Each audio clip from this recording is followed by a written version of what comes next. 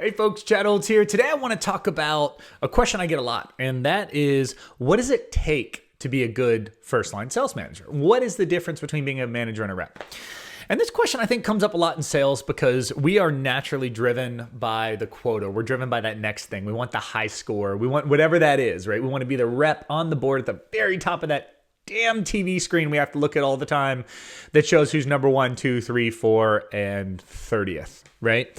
So I think a lot of times as we progress through our career paths, it's like, well, I want to get into management. I want to run sales. I want to do whatever that is.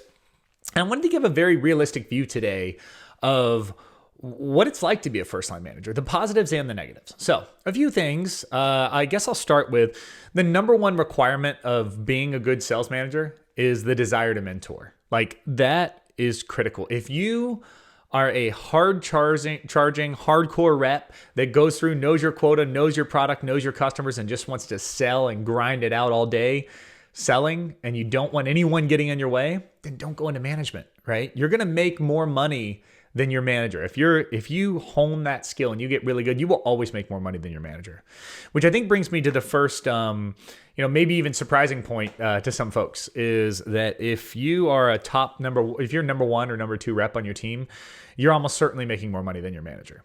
And even in the long run, as it ebbs and flows and you have a great year where you crush it, and then you have an okay year, maybe a bad year, a great year, you're going to average out much better than your first line manager.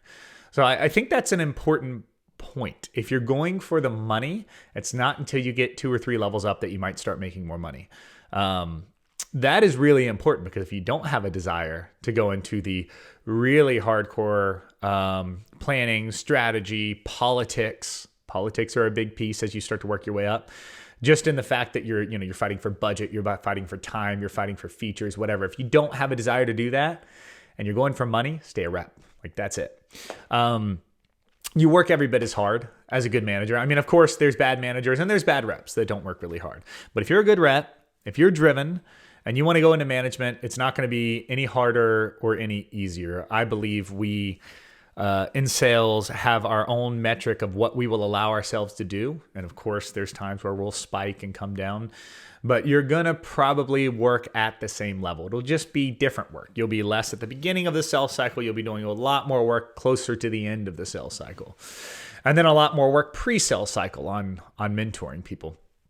So you probably make less money than your top rep. You work just as hard and you do have less control. Less control in a few ways. Less control of your calendar, right? Reps are going to start to schedule you. The best reps I've ever had just destroyed my calendar because they would have me fly here and there constantly. It would be, I have something tomorrow, Chad. We're in this boat together. We got to go. I'm already out here. It would be last night I had a 7:45 p.m. call, and that happens all the time. And it's not really my choice. It just happens. Could I say no? Sure. But if you're really trying to help out and you're a good manager, you're probably not going to say no that much to those customer meetings. So you have less control of your calendar. You have less control of your pay. Right? You have 6 reps, 8 reps, sometimes 12 reps. I like the 6 to 8 area as much as possible. They are closing deals. They're not closing deals. Whatever it is, you have less control over your pay. You have control over the broader sphere. Now, what that does come with, which is nice, is a little bit more stability, right? It's not like you're going to starve for 5 months or 6 months and then get a big jump. Usually it's a little bit less lumpy, but you do have far less control, and your chances of hitting 200% goal are a fraction of what they were as a rock star rep. Finally, you have less control over your own reputation. If your rep is on a call with you and a super exec in your company, or the CEO if you're in a smaller company, and they say something that doesn't work, or they have some theory about something with a customer that just doesn't really make sense, it does reflect on you, right? So you have less control of your reputation. So then it becomes really important that you build up your goodwill with the people that you're going to need to ask favors from, because at any point a rep could come in and get mad about a deal and call the CEO directly and tear him to pieces, and then you're doing damage control for the next few hours. So I do want to go back to the original point, because I made the decision to go into management, and I'm so glad I did.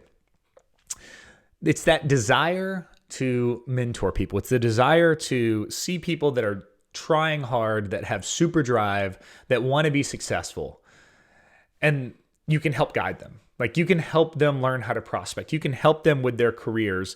One of the coolest things that's happened is when I have somebody that I mentored, and then all of a sudden they get some massive role that I'm really excited. And it's fun to see that. But if you have that drive to do it, if you have the drive to help with the strategy to, at a broader level, start to recognize, hey, I'm involved in these 30 deals now that I have 10 reps.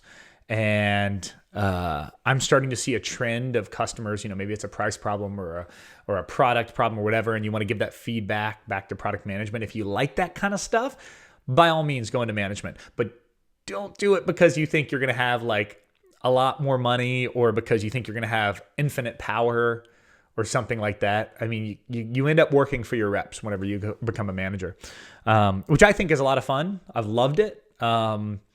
But I also see a lot of folks that jump into management maybe when they weren't ready to give up some of the freedom that comes with being a rep. So that's it for today. Likes, shares, comments are awesome. I appreciate all your support on some of the recent podcasts that I've done. And thank you for following Cold's Unfair Advantage. It's starting to get a little bit more of a groundswell, which is kind of cool.